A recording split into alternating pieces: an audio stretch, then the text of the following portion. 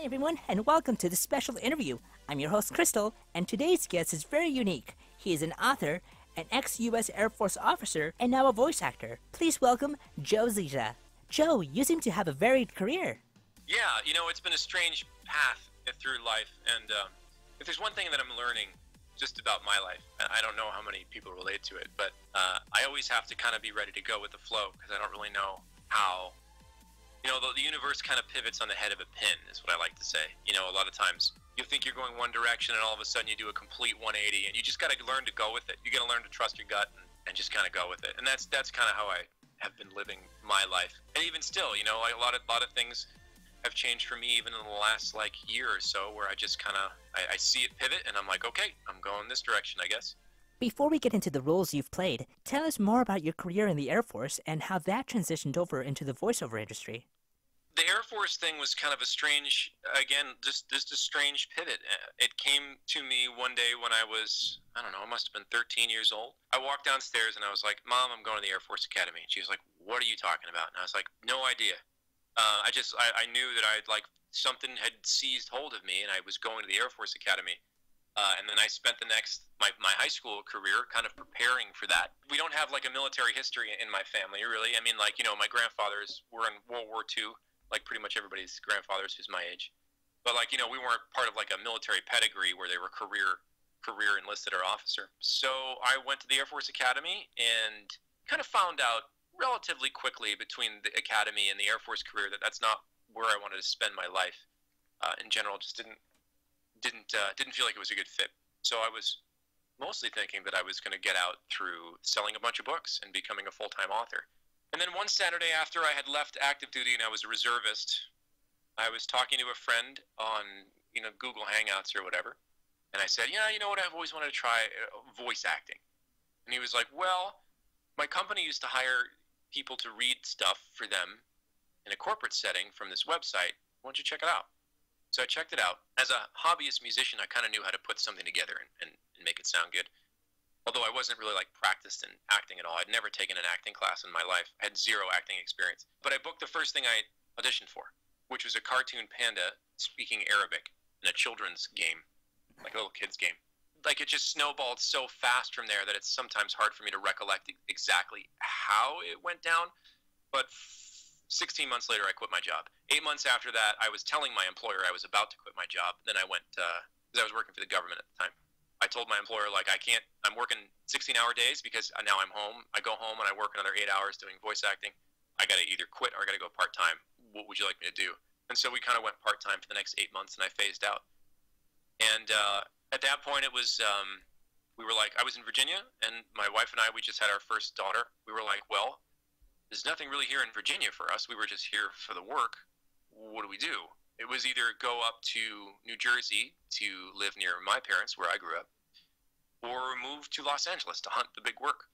My wife had always wanted to live in California. She grew up in California, so that's the choice we made. And we came out here in 2015 to hunt the big roles, because what I really wanted to do was character acting, cartoons, anime, games, that kind of stuff. That's what really lit my fire.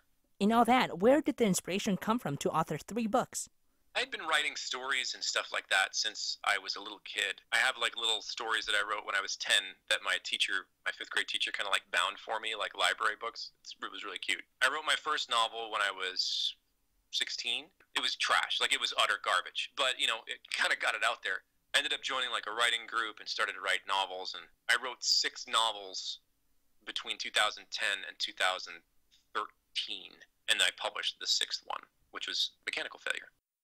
Failure trilogy, which is comprised of 3 books: Mechanical Failure, Communication Failure, and System Failure. As you just mentioned, you authored 3 books, all part of the same trilogy. Are there any plans to do a book 4? Once you read book 3, you'll see it pretty much neatly wraps up the trilogy. I had some spin-off series that were planned, but sort of writing is a very time-consuming and stressful industry. So the input versus the output, compared to, let's say, my acting career, is wildly different. So as I began to focus more on my writing career and realizing that I had too much stuff on my plate, writing books has kind of fallen off for the time being. Someday maybe I'll come back to it, but yeah, writing is not for me right now. Moving on to your character roles, you're known for voicing Claude Von Reagan in the Fire Emblem series and Achilles from Fate Apocrypha. What can you tell me about those character roles? Achilles was actually an interesting thing because I didn't audition for him. They ended up casting, I think, most of Fate Apocrypha sort of automatically. And for whatever reason, somebody was like, when they heard Achilles, they're like, I guess they were like, no, this is Joe. So Achilles is kind of like, he's a little bit of a departure from what you think of when you think of Achilles the hero, but he oscillates very quickly between being like laid back and irreverent, which is very much not the Achilles from the Iliad. I mean, you could make the argument, but I would argue against it. Like every once in a while, he kind of dips into epic hero mode. So that was a cool contrast to play. That whole project was a really great experience because I was still relatively new to LA. I think I'd only been here for a year or so by the time like I booked it. And so that was, I threw a cast party for everybody at my house. And that was the way I met a lot of really good friends. I don't think I would have met, like Erica Mendez and Lindback, and there's I met 3 Ericas because Harlicker was there too, and like that was a really great. That very near and dear to my heart because that's how I met a lot of my friends, was just through that one cast party. What was your experience working with Tony Oliver, the voice director for the Fate Apocrypha series? Yeah, Tony's great. I had worked with him on several things before that, although I can't name them in chronological order anymore. But yeah, Tony was a great director. He always knows what he's doing. He's very comfortable in the booth, very comfortable with actors. Not at all high maintenance, so he's very easy to work with. Moving on to a very iconic character, in 2016, you voiced Nintendo character Fox McCloud in Star Fox Zero: The Battle Begins. How exactly did you end up playing this role? That was a really strange occurrence. That role popped up on a random casting website, and it was just like, there were a bunch of roles that I auditioned for in the project, I think. Looking back on it, this is a long time ago now. But it popped up very randomly. It didn't come through an agent. Didn't come through Nintendo or the studio, because I didn't know anybody at that point. I must have auditioned for it 3 months after I touched down in LA, because it came out in 2016, so I would have had to have recorded it earlier than that. So I must have auditioned for it late 2015, maybe early 2016. Yeah, and there was like not even a callback. They just booked me right away. And all of a sudden, I'm brand new to LA. I have no idea like what I'm doing at all. I'm still kind of like a new actor, and they hand me Fox McCloud. Wow. So that was a really odd experience. But I got to meet a bunch of people at Nintendo that later I would then run across again almost 4 years later for Fire Emblem. And it's weird the way that the world works. Like I said, pivoting on the head of a pin all the time. That is very admirable. Within your first year of you being in LA, you've managed to get cast as a major Nintendo character, Fox McCloud. Yeah, I've been very lucky. And there's not a day where I don't wake up and go like, what happened? Everything was so fast, and it's just, it's been an odd life. Was there any talk about you voicing Fox McCloud in the games? They haven't approached me about that yet, so. So for this project, Battle Begins, did you get to work with the other voice actors? Was there any prelay, or was this your typical dubbing session? Yeah, it was a normal dubbing session. Video games and dubbing and all that, pretty much the only thing that you work together with other actors is animation. And even, like, obviously now we don't do that because we're in the middle of the apocalypse or whatever. But yeah, the only projects that I do ensemble casts for are prelay animation. Can you remember any blooper moments that you've had for any of the series that we've talked about so far? I can't remember any blooper sessions for. I mean, we were always joking around in the booth. It depends on the project. You get a sense of like how time constrained things are. If the director seems really pressured or the engineer seems really pressured, it's just probably not a good time to screw around. But we did a fair amount of fooling around every once in a while for like Fire Emblem. I don't remember anything in particular. Probably the game that I remember a lot of bloopers from is Just Cause, which I did full performance capture for, which is a ton of fun. And I was the comic relief character named Cesar, so pretty much every take I was just trying to make somebody screw up and laugh. So there was a lot of that going on in Just Cause 4. We had a great time. Going back to Fox McCloud in Battle Begins, with your experience as an ex-U.S.Air Force officer, can you say you can, in a way, relate to Fox McCloud? Sure. Anytime I play somebody who has a military background, I can kind of infuse a little bit of my experience in there. That goes with Fox. That even goes with Claude. Claude, it was at a military academy, and so was I.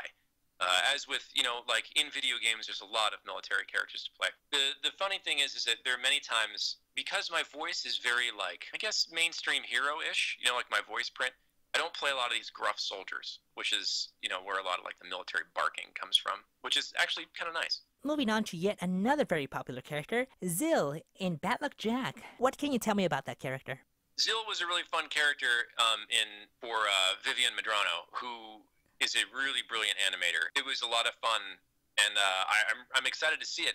It's been a long time since I recorded it, and I haven't seen anything pop up about it yet, but I'm excited for it to come out. Anytime you get to play like a goofy character in animation, it's always nice to see how it turns up. So I'm excited for that one.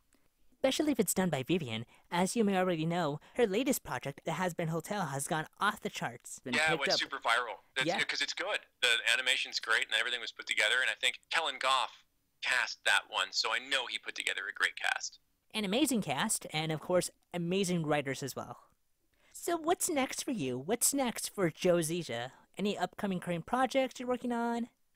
Well, as far as like voice acting stuff, almost never can I talk about something before it comes out. Very, very rarely do I get permission from anybody to talk about anything before release. So right now, I don't think there's anything that's coming out that I have that permission for. Other than that, I kind of branched off and started doing some Twitch streaming. I stream a couple times a week. The shtick was originally, I'm going to play games that I'm in. So I would play Fire Emblem, and Fire Emblem fans would show up. I play Shadowverse, which is a competitive card game, and Shadowverse fans show up and just kind of like talk to one of the actors. It's a cool way to hang out with fans. It's a little bit more relaxed than like an insane convention kind of environment. But I branched out to doing other things too. I got invited to play D&D every Sunday night on Arcadum's stream. Arcadum is a brilliant dungeon master who has like 18 years of creating a world behind him, and he runs like 9 campaigns at once. It blows my mind how brilliant this guy is. And that's like become one of the highlights of my week. As an actor and a content creator, you're always kind of feeling out what's next for me. Yeah, that's pretty much what else is next. The other thing that actually I haven't talked about publicly yet is that this Friday I'm starting a PhD. I'm getting a PhD in mythology and depth psychology, which is essentially a complicated way of saying stories and what they mean to us. So it focuses on some of the core myths of cultures all across the world, studying them, and then studying their effect on the human psyche, where they come from, what those symbols mean, what we can learn from them. So I'm actually really excited to see what that PhD yields for me as far as how I want to tackle games. I would love to talk to people about the symbolism in games, the characters in games, how we can connect to them, how we can learn more about ourselves, and sometimes more importantly, how we can learn about other people. Because games present us with a very unique opportunity that's not available in any other media to actually step inside the shoes of a character and play out their life, kind of giving us a slice of point of view that we can't get anywhere. And so I'm really excited to see how to combine those two things, because I know I want to combine them. I'm just not quite sure how yet. Adding to what you said, in certain games, like, for example, Skyrim, every clan species that you encounter in the game has their own little culture in there, and more often than not, you can identify what the characters are and who they are by identifying these different symbols all these clans, species might have around them, be it tattoos, necklaces, or memorabilia they might have, in cutscenes and whatnot. So in a way, yes, I'm glad you brought that up. I'm very interested actually to study that as well. Video games open the door to a different world, and thus open our minds to different cultures, be it AIs, but nonetheless, they are different cultures, virtual cultures, I would say. Yeah, exactly. That's exactly right. I know you mentioned you feel that you're new to the voiceover industry. What voiceover advice would you give to your fans watching us right now? What has Joe Zieja learned throughout the years? My advice for incoming voice actors is usually the same, which is go out and do it. When I talk to young actors or new actors, not necessarily young actors, but new actors, a lot of times I find that they're preparing all the time. Like, first I'm gonna do this, and then I'm gonna make a demo, but I'm not ready for the demo yet because of this. I didn't do any of that stuff. The first thing I did was go audition for a real job and then make money. And then it kind of like, I learned through repetition. I log how many auditions. Well, I have ways of seeing how many auditions I've done. And in the past 7 years, I think I've done over 40,000 of them. So I approached my career with a brute force perspective, doing absolutely everything I could get my hands on, to the point of exhaustion. I'm not saying like burn yourself out, because I definitely burned myself out. But go and do it. Stop preparing and just go do. You will learn much faster. You can't learn how to play basketball by reading a book, right? You just can't. You can't read a book on basketball and then go out and slam dunk. You got to go practice. So the way of practicing is doing. Go practice mindfully. Just do it. Yeah, Nike. Well, we reached the end of the interview. Thank you so much for joining me in this awesome interview with Joe Zieja. Joe, would you like to say anything else to your fans? That's it. Just hope everybody can kind of love yourselves and love each other during this weird time. And I'm glad to be a part of the stories that people fall back on for some comfort while they're stuck at home. Thank you so much for watching, and as always, I'll see you guys next time. And tune in next month for awesome interviews involving Gation Impact, D4DJ, and Code Lyoko. You heard right, interviews involving the cast members of Code Lyoko. So don't forget to subscribe and click that notification bell. I'll leave you here with these awesome videos and interviews I know you'll love. This is Crystal signing off, and as always, I'll see you guys next time.